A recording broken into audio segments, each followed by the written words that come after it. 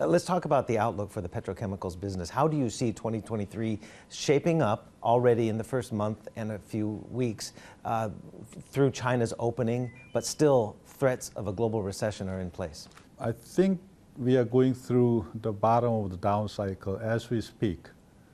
So we think that the first quarter will be the bottom of petrochemical cycle, which is good news. In fact, we can only think about going up from here, whether or not that up cycle will start with some kind of a sharp increase like a V curve, which I don't think will happen. It will be more like a slow recovery because there are some other elements, geopolitical and geoeconomical issues surrounding us. Do you agree at all with some in the South Korean government who claim the IRA is a betrayal by the United States to the partners that they have here in South Korea? Whether it's Hyundai or other automakers, they've been building plants. So when it comes to IRA, there's a government trying to convey their message. Different countries are trying to convey their message. So I think it's a process of collecting all those voices, frankly speaking, from what I understand,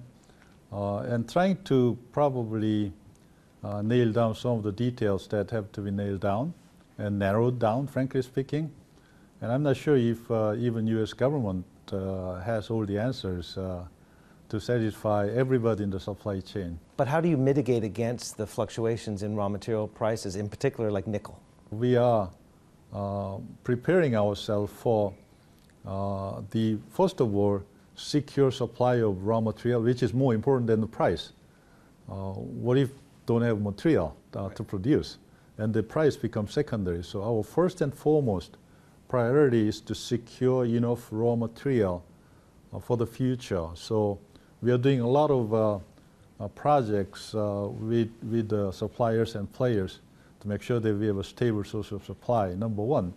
And number two, pricing to the extent that we can probably move up the value chain just a little bit. I don't think we'll ever be a mining company.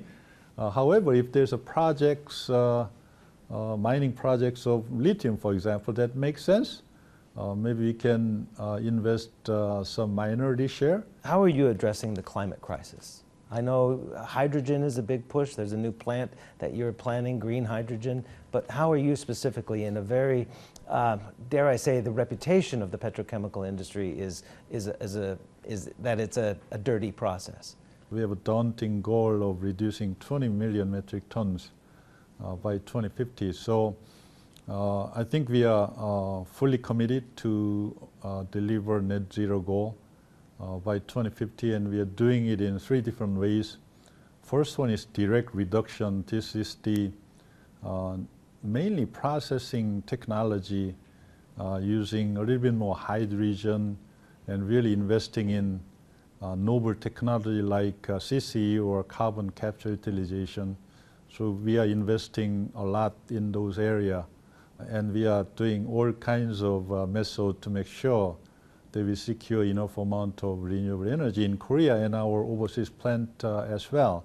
The last one being the compensatory tactics. We are doing like a cook stove project in Africa to make sure that we also contribute to kind of a CO2 emission reduction in other countries while we are getting the credit.